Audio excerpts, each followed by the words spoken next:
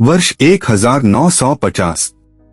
भारत पाकिस्तान विभाजन के 3 वर्ष बाद हैदराबाद में जन्मा हमजा अरशिद अपने परिवार के साथ पाकिस्तान जाने को तैयार था। उसके पिता ब्रिटिश सेना के पूर्व सैनिक अब सब कुछ छोड़कर नई जमीन पर बसने को विवश थे। हमजा ने देखा था कैसे पड़ोसी, दोस्त और रिश्तेदार एक दूसरे से बिछड़ रहे थे। वह चाहकर भी किसी को रोक नहीं पाया, अनुशासन उसके खून में था। बस यादों को दिल में दफनाकर वह उस ट्रेन में बैठ गया जो उसे एक अज्ञात भविष्य की ओर ले जा रही थी। पाकिस्तान के सीमावर्ती गांव में हमजा के पिता ने एक ऐसी जगह घर बनाया जहां विभाजन से पहले हिंदुओं का शमशान घाट हुआ करता था। गांव वालों ने मना किया, यहां आत्माएं भटकती हैं, पर पिता एक सैनिक की तरह अंधविश्वासों से परे थे। घर बना, खिड़कियां बड़ी, दीवारें मोटी और बगीचा हरा भरा। लेकिन बगीचे के बीचों बीच खड़ा विशाल कीकर का पेड़ हमेशा अंधेरी छाया फैलाता, जैसे कोई रहस्य अपनी जड़ों में दबाए हुए हो। हमजा को बगीचा पसंद था, पर वहां हमेशा एक सन्नाटा छाया रहता। हवा में गंध थी, मिट्टी और जलती हड्डियों की। एक शाम जब वह अकेला खेल रहा था, तभी अचानक एक तीखी आवाज गूंजी, क्रैक, जैसे किसी की रीढ़ टूट गई हो। फिर दूसरी आवाज, क्रंच, हड्डियों के चबाए जाने जैसी। हवा ठंडी हो गई। पेड़ों की शाखाएं बिना हवा के हिलने लगीं। हमजा ने पीछे मुड़कर देखा तो उसकी सांसें अटक गईं।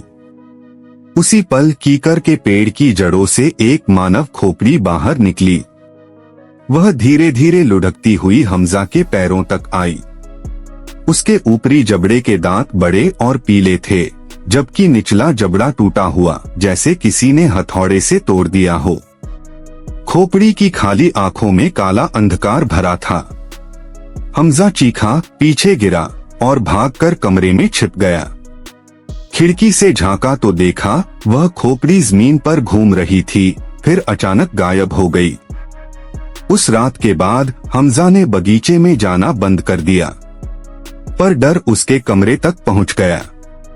जब भी बिजली जाती उसे सुनाई देता, क्रैक, क्रंच, डॉट, जैसे कोई जिंदा हड्डियां चबा रहा हो। एक चांदनी रात बिजली गुल हुई।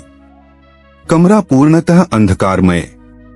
तभी हमजा ने सुना, सर्रर, जैसे कोई फर्श पर रेंग रहा हो।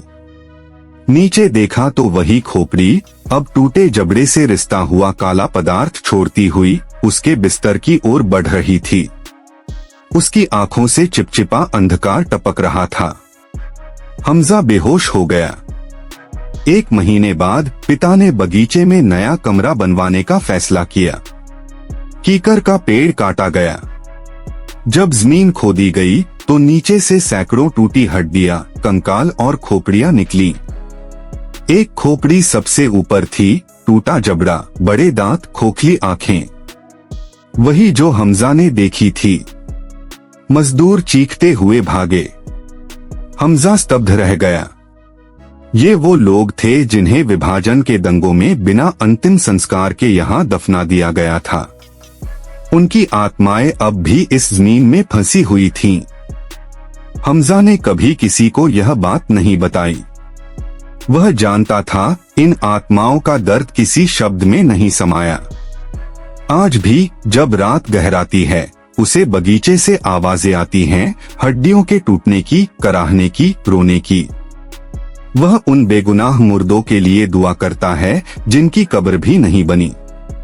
शायद यही उसकी सजा थी, एक जीवित साक्षी बनकर रह जाना। अगर यह कहानी आपकी रूह कांप गई तो खूनी मंडेज को अभी सब्सक्राइब करें।